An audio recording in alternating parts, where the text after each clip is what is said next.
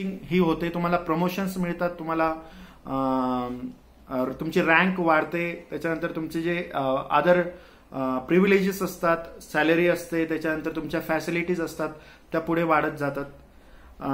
ती पोस्ट आहे तुमची मग मेजर जनरल, त्याच्यानंतर लेफ्टनंट जनरल. मेजर जनरल नंतरची सगळ्यात अट्रॅक्टिव्ह आणि सगळ्यात रिस्पॉन्सिबल जी पोस्ट आहे ती शेवटची post, top most post in the army, that is general. तर विद्यार्थ्यांनो हे पण तुम्हाला माहिती पाहिजे की right from lieutenant to general हा फार मोठा प्रवास आहे. तो प्रवास तुम्ही नक्कीच करू शकतात जर तुम्ही जर ऍस्पायर असाल. If you have aim to become an arm officer, it has a respect, it has a dignity. Hello, कोणाचा तरी आवाज येतो आहे. म्यूट करू शकतात किंवा मग मी इकडून पण तुम्हाला म्यूट करू शकतो. ओके.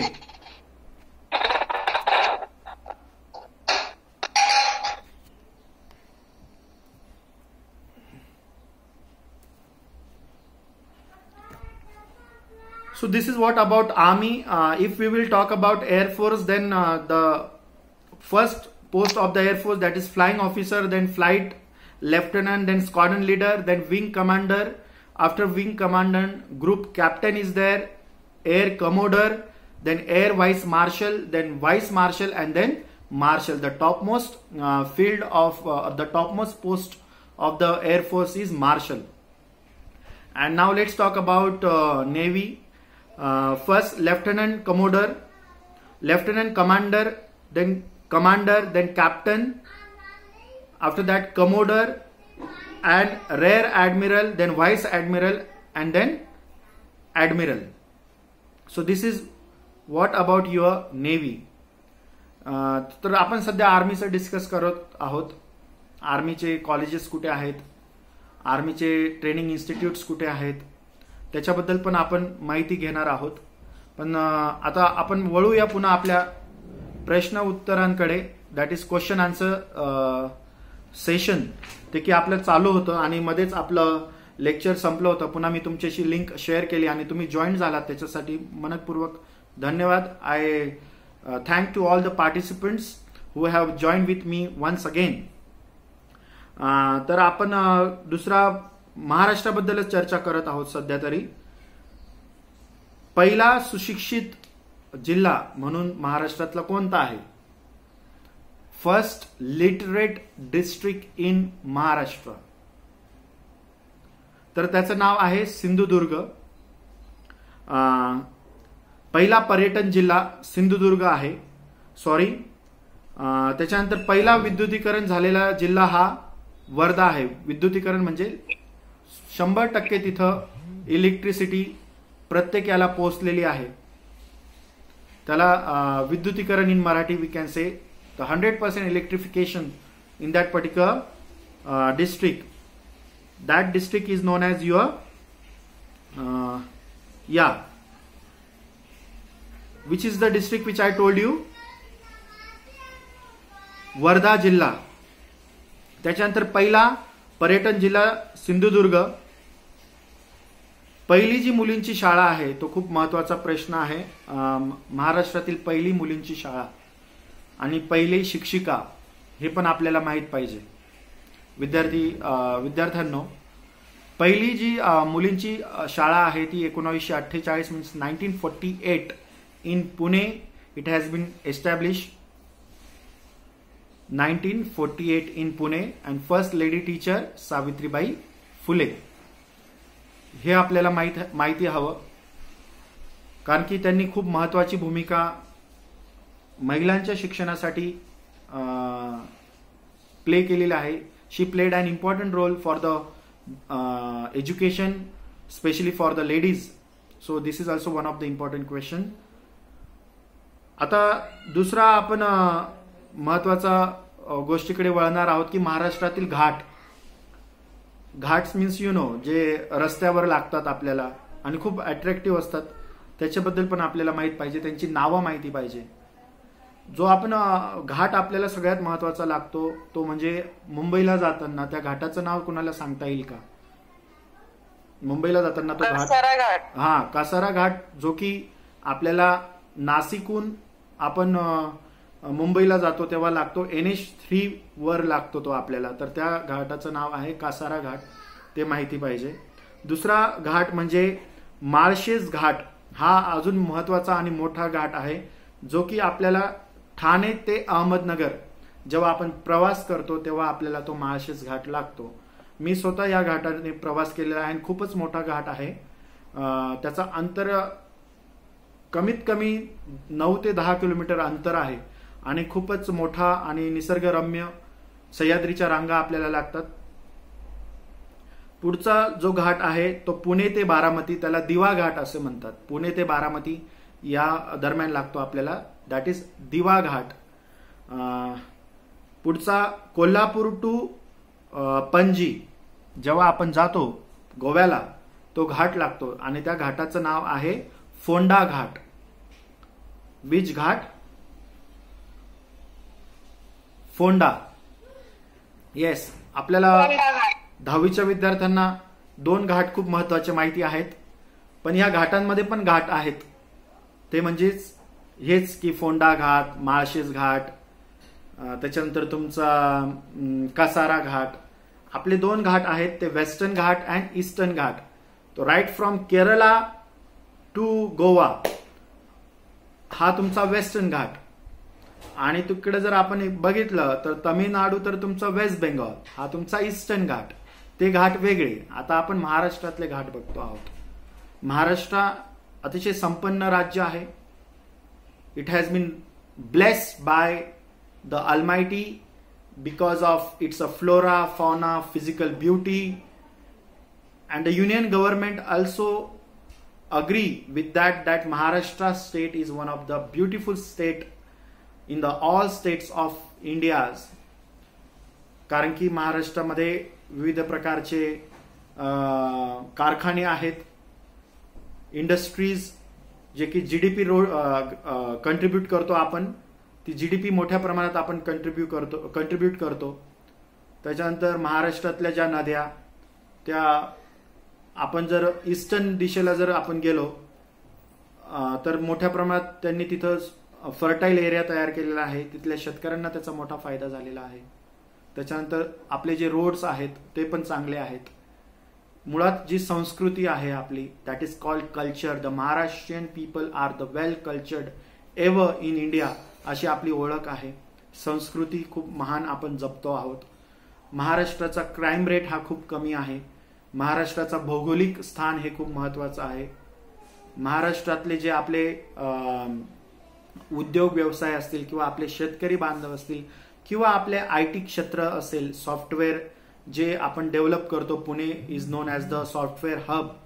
तुम्हाला माहिती आहे IT हब, ते आपण पूर्ण जगाला आपण सॉफ्टवेअर प्रोव्हाइड करतो. ही आपली महाराष्ट्राची ओळख आहे.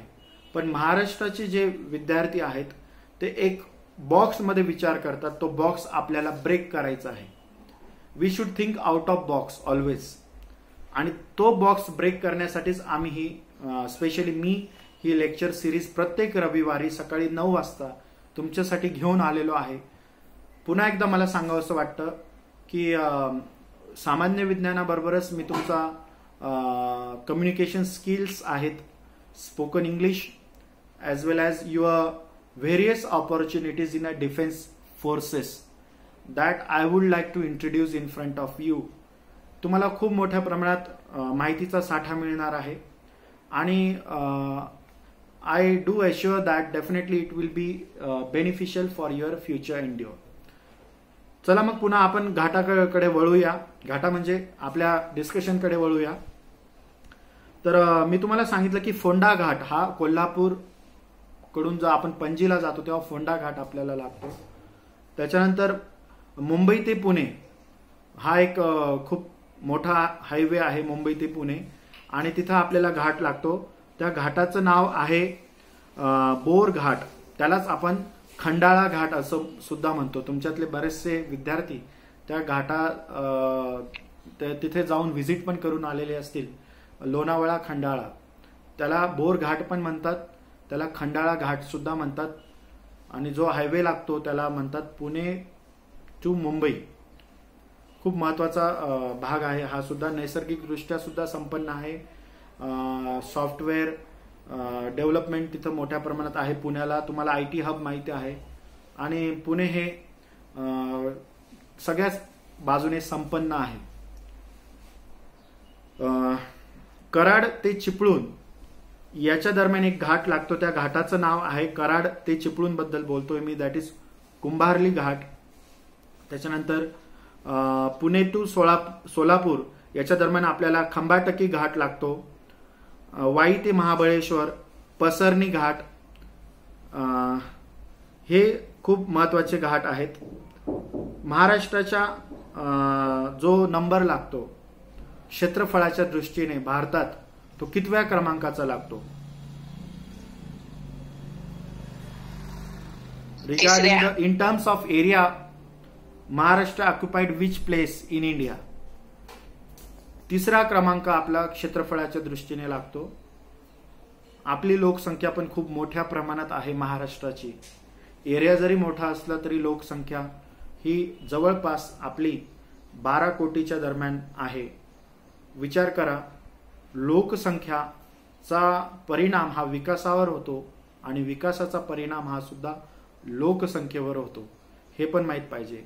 Population affects on progress and progress also responsible on population. बरेचसे देश आहेत जगात, 200 देश आहेत. 200 देशांमध्ये 30 देश असे आहेत की त्यांची लोकसंख्या ही 10 करोड पेक्षा सुद्धा कमी आहे. म्हणजे बघा, आपला जो महाराष्ट्र आहे हा एक देश म्हणून सुद्धा आपण समजू शकतो.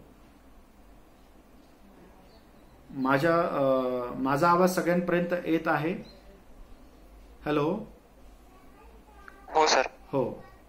तर टोटल जगामध्ये जर देश आहेत तर ते 200च्या आसपास, मीन्स 197 टू 198 असे देश आहेत. या देशांचे जर एक अभ्यास केला तर तुम्हाला लक्षात येईल की 35 ते 40 देश असे आहेत, स्पेशली युरोप खंडामध्ये, युरोपियन कॉन्टिनेंटमध्ये, की त्यांची लोकसंख्या ही, काही देशांची लोकसंख्या ही 1 करोड सुद्धा आहे. तर आपली एकट्या महाराष्ट्राची लोकसंख्या ही 10 करोडच्या पुढे आहे, आणि भारताची लोकसंख्या ही 150 करोड आहे. जर 2011ची जी जनगणना झाली ती 7वी जनगणना होती स्वातंत्र्यानंतरच्या काळात. तुम्हाला हा प्रश्न सुद्धा येऊ शकतो एखाद्या एक्झामला की 2011 साली जी जनगणना झाली, I am talking about census 2011, so it was the 7th census after freedom of India. आणि आता जो 2021 मध्ये, इन 2021 मध्ये जो सेन्सस होणार आहे तो सेन्सस 8वा आहे. सो त्या पर्पजने मी तुम्हाला हे पण सांगितलेलं आहे. तर लोकसंख्या त्याचं तुम्हाला मी एक उदाहरण देतो की ब्राझील हा जो साऊथ अमेरिकेमध्ये एक देश आहे, त्याचं पर स्क्वेअर किलोमीटर लोकसंख्येचं प्रमाण आहे फक्त 23. किती आहे? 23. आणि भारताचं जर तुम्हाला सांगितलं तर ते 382 पर स्क्वेअर किलोमीटर आहे. तर 382 कुठे आणि 23 कुठे, हा तुम्ही एक ढोबळमानाने विचार जर केला तर तुम्हाला नक्की कळेल की आपल्या देशात लोकसंख्येचा हा स्फोट झालेला आहे. There is an explosion of the population in India, and according to the sources of World Health Organization, the India will become the first most populous nation in the world. म्हणजे जगातला पहिला आपला लोकसंख्येचा देश हा होणार आहे. आणि लोकसंख्या वाढली तर स्पर्धा वाढते, नोकऱ्या कमी होतात, माणसांचं जीवनमान हे कमी होतं, आपल्या रोजच्या जीवनावर त्याचा नकारात्मक परिणाम सुद्धा होतो. Inflation, excess because of the population, बऱ्याचशा गोष्टी ह्या लोकसंख्येवर डिपेंड आहेत. स्टँडर्ड ऑफ लाईफ असतं ते सुद्धा कमी होतं. तर हे सगळ्या गोष्टींचा सुद्धा आपण कुठेतरी विचार करायला हवा. लोकसंख्या in a competitive exams, population, this topic will be definitely asked to you. तर लोकसंख्येचा सुद्धा तुम्हाला खूपच बारकाईने आपल्याला काय करायचं आहे, अभ्यास करायचा आहे. माझा आवाज येतोय सगळ्यांपर्यंत? Hello. Yes, sir.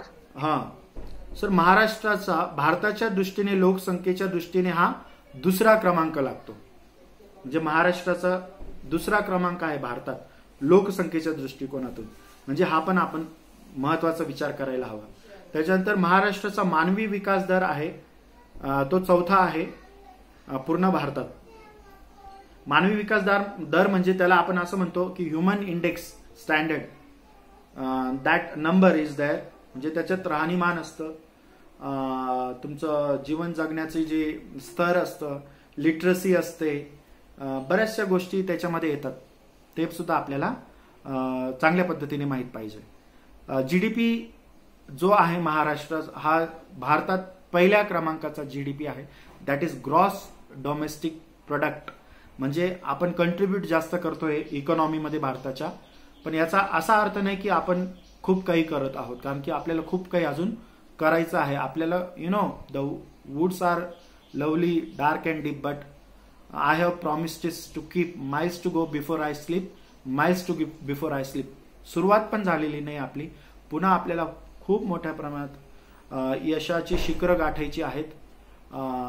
You have to climb the ladder of success by doing hard struggle. That we should know first. की आपल्याला खूप अभ्यास करायचा आहे, खूप मोठं व्हायचं आहे, आणि सगळ्यात महत्वाचं म्हणजे जो आपला वीक पॉइंट आहे that is your general knowledge, your communication skill. आता तुम्ही म्हणाल सर मराठी मीडियमच्या विद्यार्थ्यांबद्दल बोलतो आहे मी. जो न्यूनगंड आहे तो काढून टाका. Always be with me and try to understand what I do tell exactly, and definitely there would be a drastic change in your communication skill also. You would have that confidence that you will communicate in English, because English is also very much compulsory when you will compete at national level. I am not talking about the exams, at the state level exams, but when you will talk about or when we discuss about the national level exams, so there English is also plays a very important role. तर तुमची जी language आहे त्याच्यावर पण तुमची command येणारच आहे आणि ते तुम्ही करणार आहोत. आपण प्रयत्न करू, आपण प्रयत्नवादी आहोत. महाराष्ट्राचा जो सिटीजन आहे त्याला जर जगात ओळख असेल तर हा खूप प्रयत्नवादी आहे. तो नेहमी प्रयत्न करत असतो आणि म्हणून तो जगाच्या पाठीवर त्याची एक वेगळी ओळख तयार केलेली आहे त्याने. तर जीडीपी बद्दल बोललो आहे मी. महाराष्ट्रातील पहिले पक्षी अभयारण्य, bird sanctuary, the first bird sanctuary of Maharashtra. It has been located at Karnala. Karnala, where it is in Raigad district. My daughter has also joined with us. Say hi to everyone.